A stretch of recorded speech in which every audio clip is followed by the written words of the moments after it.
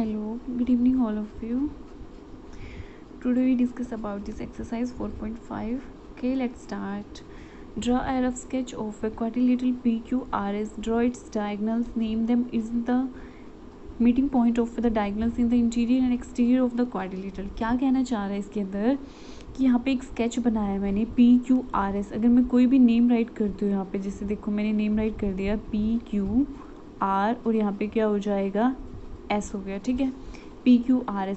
फिर क्या कहता है कि अगर मैंने कुछ नेम राइट कर दिया यहाँ पे PQRS जो गिवन है in is the meeting point of the diagonal. Meeting point का मतलब क्या कह रहा है कि अगर मैं इसके डायगनल्स को, डायगनल यानी कि एक अपोजिट का बनता है, अपोजिट साइड से ही बनता है ना डायगनल, जैसे ये डायगनल बन गया तो कहता है ये डायगनल बनाने के बाद कहता है कि वो कहाँ पर मीट करेंगे, वो डायगनल कौन से पॉइंट पे मीट करेंगे, एक्सटीरियर या इंटीरियर.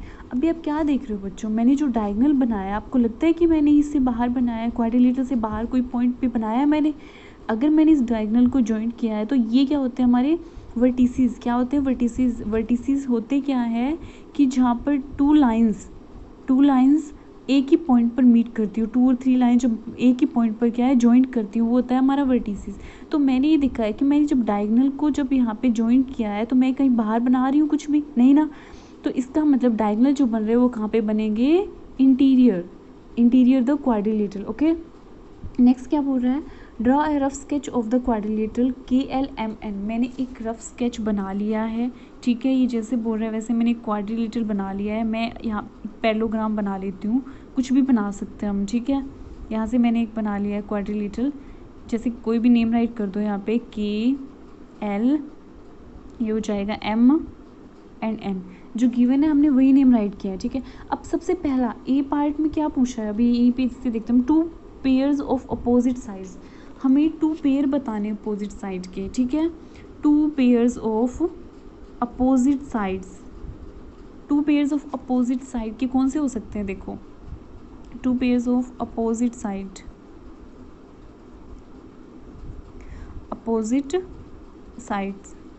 देखो अब यहाँ पे 2 पेयर कौन से होंगे, अपोजिट साइड कौन सी है, जैसे KL किसके इक्वल होगी, NM के. ठीक है, LM किसके इक्वल होगा, KN के. तो मैं राइट कर दूँ यहाँ पे KL. ठीक है, यहाँ पे हो जाएगा NM. ओके, एक ये पेयर बन गया. दूसरा कौन सा है, एक है LM एंड KN. बस यही बनाने हैं हमें. ठीक है, इसी के अंदर से.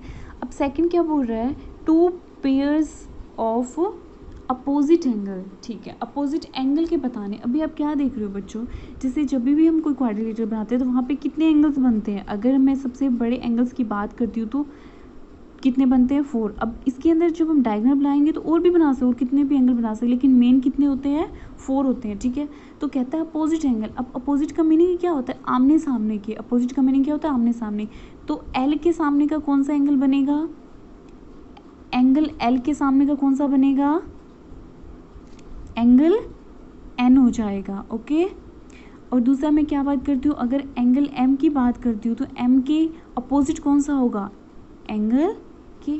बस यही बताना है यहाँ पे. ओके, फिर क्या कहता है, 2 pairs of adjacent sides.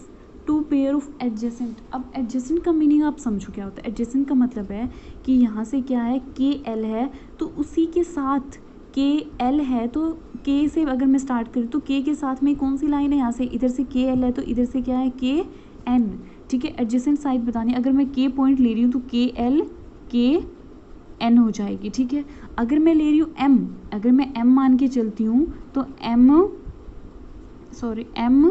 ML या MN आपको ऐसे बताने. आप और भी पेयर बना सकते हो, N को भी ले सकते हो, N को ले रहे हो तो NK NM ऐसे बना सकते हो. आप कितने भी पेयर बना सकते हो. ओके, यहाँ पे 4 पेयर बन जाएंगे. अब फिर क्या कहता है, 2 पेयर्स ऑफ एडजेसेंट एंगल. ठीक है, अब क्या बोल रहा है D के अंदर, अभी मैंने पहले कौन से एंगल बताए थे, अपोजिट बताए थे ना.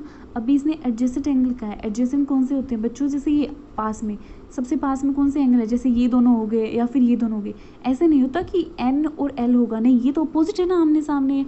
अब इसने एडजेसेंट बोला. एडजेसेंट का मतलब उसके साथ में ही लगते हुए एक एंगल बन रहा है, उसी से आगे वाली लाइन पे दूसरा एंगल बन रहा है. तो कौन कौन से हो जाएंगे, अगर मैं एडजेसेंट की बात करती हूँ, एंगल N के एडजेसेंट कौन सा है, एंगल के हो जाएगा, ठीक है। या फिर अगर एक और बात करती हूँ, अगर एन के साथ में अगर दूसरा देखती हूँ मैं तो एंगल एम हो जाएगा। अगर मैंने एल की बात करी है तो एल के एडजेसेंट में कौन सा एंगल हो जाएगा, एंगल एम हो जाएगा, ओके। अगर सेकंड नंबर पे बात करती हूँ एल के एडजेसेंट कौन सा है, एंगल के बन जाएगा, ओके। ऐसे आप बना सकते हो, ऐसे आप एम के साथ भी बना सकते, एम के एडजेसेंट कौन सा है, एल और एन हो जाएगा, ओके। ये आपकी छोटी सी एक एक्सरसाइज थी जो बहुत ईजी है, अभी आप इसको ईजीली कर सकते हो और अच्छे से अपनी नोटबुक में राइट करना है इनको, ओके। Thank you.